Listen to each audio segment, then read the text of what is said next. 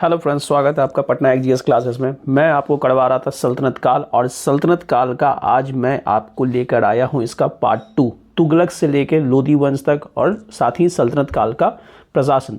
चलिए स्टार्ट करते हैं। देखिए, तुगलक जो थी वो उनका शासन जो था 1320 से लेकर 1398 तक चला था। 5 सितंबर को गाजी मलिक ने, जिनका एक और नाम गयासुद्दीन तुगलक के नाम से गद्दी पर बैठे थे। अब उनका कुछ वर्किंग देख लेते हैं, क्या क्या उन्होंने काम करवाया है।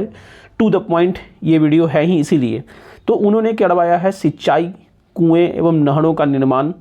तुगलकाबाद शहर का निर्माण गयासुद्दीन तुगलक ने करवाया था। कहाँ पे करवाया था? 56 कोट दुर्ग, जो कि दिल्ली के नज़दीक पड़ता है। जूना खां द्वारा निर्मित लकड़ी के महल में उनकी मृत्यु हो गई थी। गयासुद्दीन नहरों का निर्माण करने वाला प्रथम शासक था। ठीक है, तो ये आपकी हो गई गयासुद्दीन तुगलक से जुड़ी हुई कुछ बातें।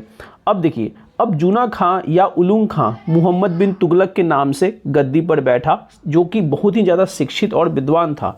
तो जूना खां ही, जिनका एक और नाम था उलुग खां, मोहम्मद बिन तुगलक के नाम से वो क्या बैठे? गद्दी पे बैठ गए।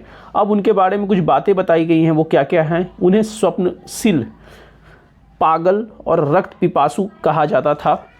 अमीर कोही विभाग जो था, यानी जो कृषि विभाग थी, मोहम्मद बिन तुगलक के टाइम ही बनाया गया था। दिल्ली से राजधानी देवगिरी जो थे वो मोहम्मद बिन तुगलक लेकर आए थे। उन्होंने कुछ सिक्के भी चलवाए। कांसा चलवाया था, जिसका वर्णन फरिश्ता ने दिया है। तांबा चलवाया था, जिसका वर्णन वर्णी ने किया है। अब हम आगे बढ़ते हैं। एडम थॉमस मोहम्मद बिन तुगलक को प्रिंस मनियार्स बोला करते थे। ठीक है, तो ये पॉइंट बस याद रखिएगा। अफ्रीकी यात्री मोरक्को इब्न बतूता 1333 में आया था।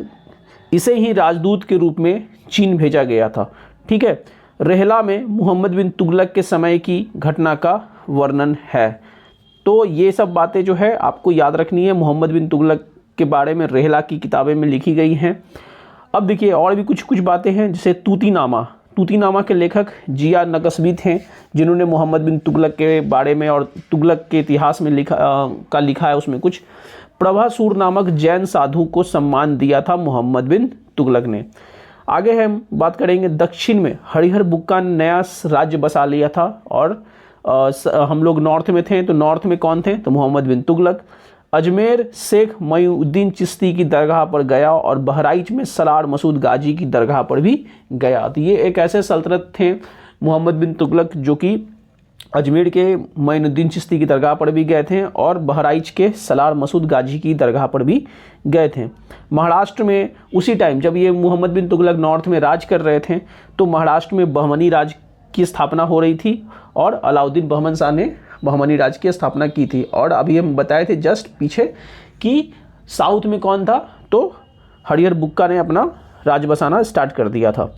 फिरोज तुगलक, कासिम अमीर उल मोमिन 2 बार राज्याभिषेक हुआ। अब मोहम्मद बिन तुगलक के बाद जो आपका राजा बैठा, उसका नाम था फिरोज तुगलक, और उसका एक और नाम था कासिम अमीर उल मोमिन।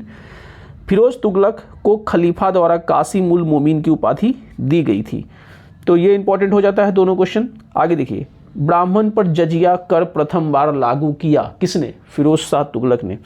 24 कर को समाप्त करके 4 कर ही रखा था, यानी 24 टैक्स को समाप्त कर दिया गया था और 4 टैक्स ही रखा। किसने? फिरोज तुगलक ने।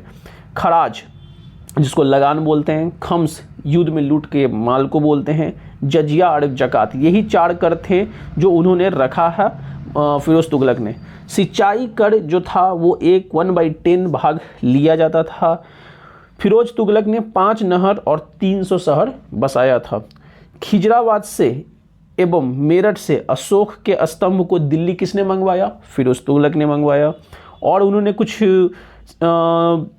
संस्थाएं भी बनाई हैं, जैसे दीवान खैरात में विधवाओं को रखा जाता था।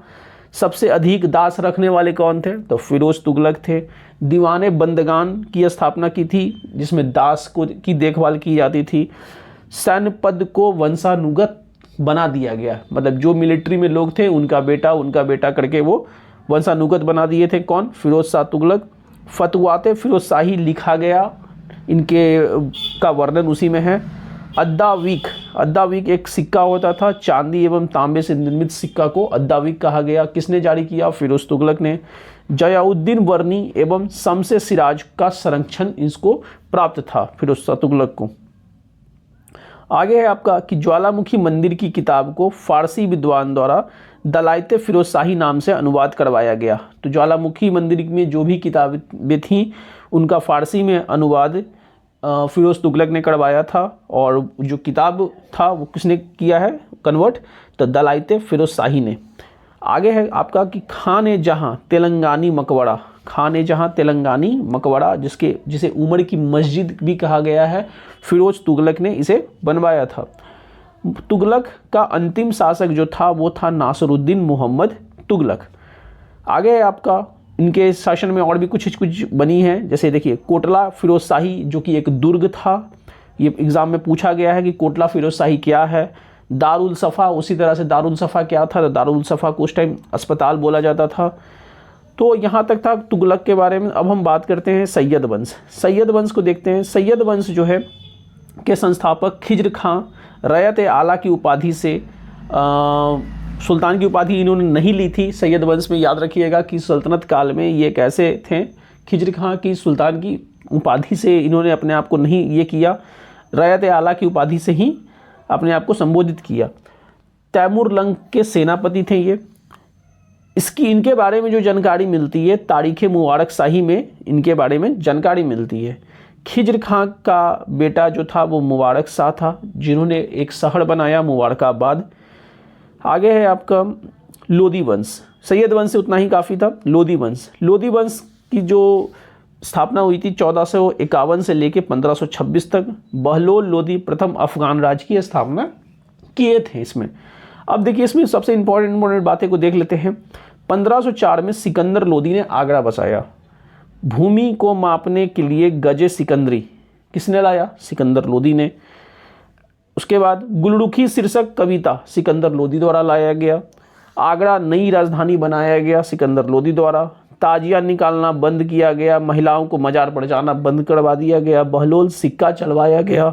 सरदार को मकसद-ए-अली कहा जाता था उस टाइम। मोट की मस्जिद सिकंदर लोदी के वजीर द्वारा बनाया गया है। तो बहलोल लोदी का उतना कुछ खास काम नहीं था, जो सिकंदर लोदी का ही मेन काम है यहाँ पे। आगे आपका सिकंदर लोदी ने आगरा शहर की स्थापना की और नई राजधानी भी बनाई, मैंने ऊपर भी बताया था। आयुर्वेद ग्रंथ का फारसी में अनुवाद फरहंगे सिकंदरी के नाम से सिकंदर लोदी ने करवाया था। अब हम आगे बढ़ते हैं। ज्वालामुखी की मंदिर की मूर्ति तोड़कर कसाई को मांस तौलने के लिए दे दिया था, किसने? सिकंदर लोदी ने। गजे सिकंदरी की स्थापना भी किसने की थी? गजे सिकंदरी का जो भी है वो सिकंदर लोदी ने ही किया है। इसके समय में अमीरों पर चरमोत्कर्ष पर था। एंड सिकंदर लोदी हिंदुओं का त्यौहार होली भी खेलता था।